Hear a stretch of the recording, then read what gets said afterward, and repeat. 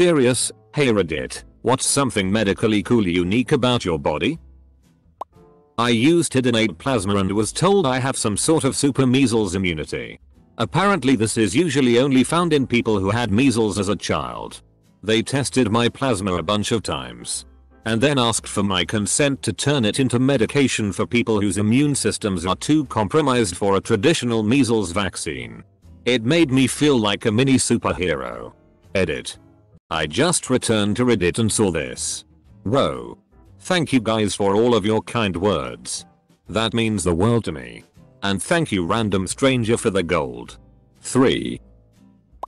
I have little calcified spots all over the inside of my lungs from when I had chickenpox as a kid. They're harmless, but they show up on x-rays and most doctors don't have a clue what they are. The pulmonary specialist that diagnosed them asked if she could keep the x-ray films to show med students because it was so rare. I have a bifid uvula, which means my uvula, the hangy thing at the back of your throat, isn't completely formed and is split in 2 ends instead of 1. Basically it looks like I have throat balls. I once managed to break my jaw in such a unique way that I became a case study at the local medical university. I fell off my bike and landed square on my chin. Instead of breaking somewhere in the middle, my jaw broke at the hinges. As a kid it was awesome though. Lots of ice cream and pudding for a month or so. Even though I was wearing a helmet I almost died. Edit. I'm glad this has turned into a giant talk on safety. Saying the helmet did me no good is not an invitation to try and see what happens without one. Also, to clarify, I was riding a bicycle. Nothing motorized. I have a skin writing http imgur comricolc jpg condition. I guess that's unique. Edit. So apparently everyone has it now. Where were you guys when I was constantly getting written on during elementary? I don't have depth perception. This means I see the world kind of like a TV screen. Everything is in 2D. It's kinda hard to explain because I've never seen normally and I don't even know how you regular people see the world. It's not super debilitating. I can drive if I leave a huge following distance between my car and the car in front of me. Under good conditions. I can even catch things thrown at me, although I've never been good enough to do things like actually play basketball. I can still kinda gauge distance the same way you would in a video game I guess. Just not super quickly. The most annoying thing though is sometimes I'll be reaching for a door handle for a car or my house and I'll just jam my hand super hard into the door. I've even broken super thin doors just because I missed the handle. Edit. 3D movies just give me migraines. Congrats to that one guy. But it does not work for me. Apparently I was born with extra tendons in my knees. Found this out when I had surgery on my knee. Watched the surgery video with my doctor. Me. What's that? Doctor. Oh. A tendon. Video shows him snipping it and sucking it up me. What? Doctor. It was an extra one. You didn't need it. Edit. Damn. Who would think my weird body would cause my top rated comment?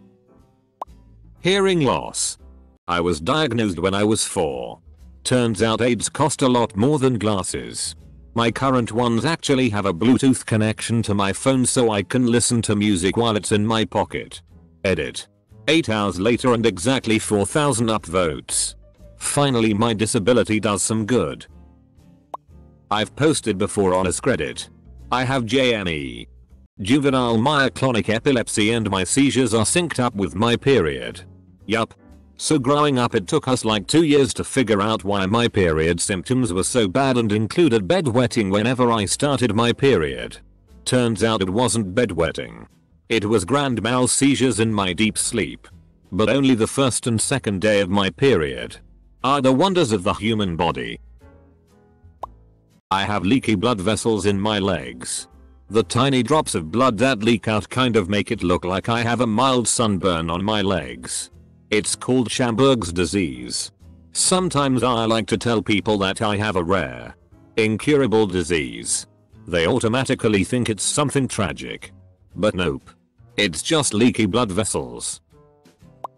I have a bunch of titanium plates in my face. Luckily the surgeon was great. People who've known me for years can't even notice any difference in my appearance.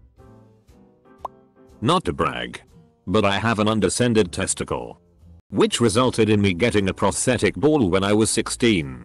It's rock solid and does not at all feel like a normal testicle, as the doctors told me it would.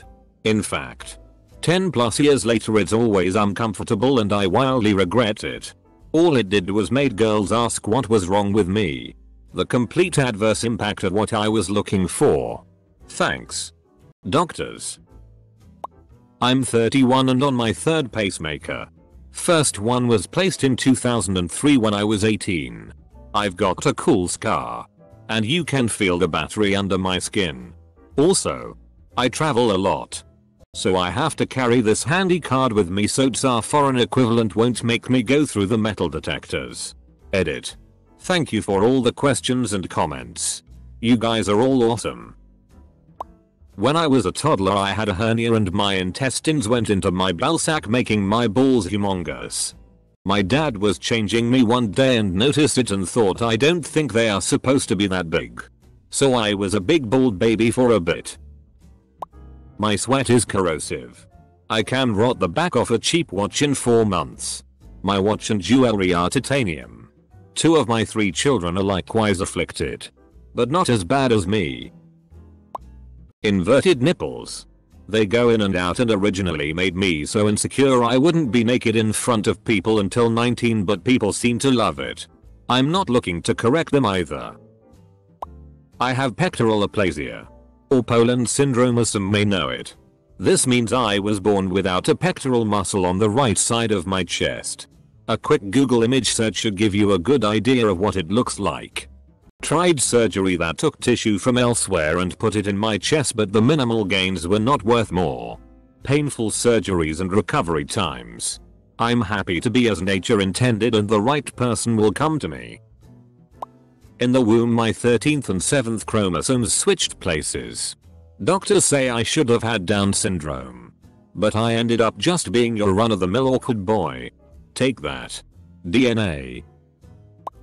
When I was 2 years old, I tripped and a nail pushed my left incisor tooth up into my gums. It sat there until I was 11 years old, which then it came down over about 3 weeks and popped out. My adult tooth is just fine. In fact, I never needed braces. I can breathe out of my ear. Tried this by putting my entire head underwater other than the ear. While it's not a lot of oxygen, it's enough to make me live, I guess. I had holes in them as a baby and had tubes put in there, which didn't work apparently. It's not really an issue. So just a mutant power, I guess. I can vibrate my eyes. In other words, I can shake my pupils quick enough to make it seem like they're vibrating. It's called voluntary nystagmus and it's real fun to freak other people out with it. I have situs inversus, a condition in which all my internal organs are on the opposite side from the usual. Didn't even know till I was around 10. I don't have upper sinuses. No idea why. They just never grew in. As far as I can tell there are no downsides. I don't get sinus infections up there. I don't have drainage or pressure up there. Which sounds disgusting by the way. And ninjas can't kill me by punching my nose bones up into my brain. And I almost never get headaches. Or brain freeze. Seriously. You normals should get yours filled in. They sound terrible. Extra bone in my foot. Nothing protruding or anything. It's on the bottom and all it does is make my foot hurt all the time. Edit. I feel like I'm in good company with all of these other people who have extra foot bones.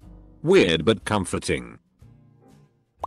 I haven't been sick from an autoimmune contagious disease in over 8 years. I don't get colds or the flu or strep throat or anything. Regardless of being around people who are still contagious. The only times I can remember being sick in years are from food poisoning or that one time I accidentally poisoned myself with a potent neurotoxin. I'm hemachromatic. I don't get rid of iron like I should, so left untreated I would eventually die. But the treatment is easy. I donate blood. And my body uses up the excess iron to make new blood. I have a prescription so I can donate every 30 days.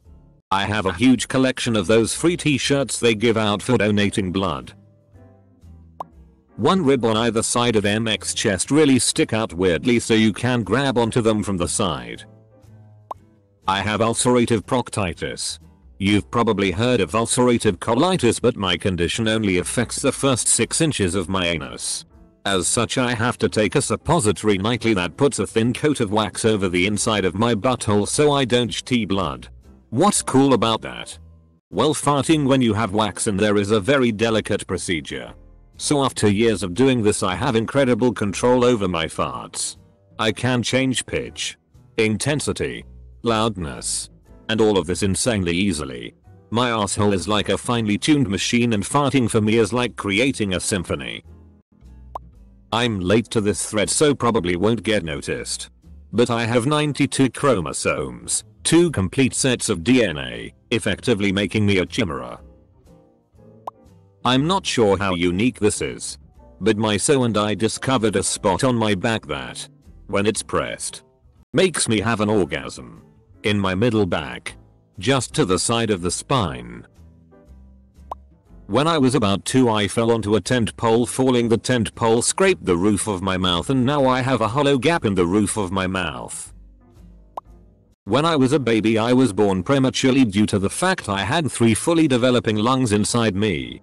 I forget the medical terminology surrounding the abnormality, but I had surgery to get one removed as it was pushing my heart and the rest of my organs out of their natural position during development. I was published in a medical journal.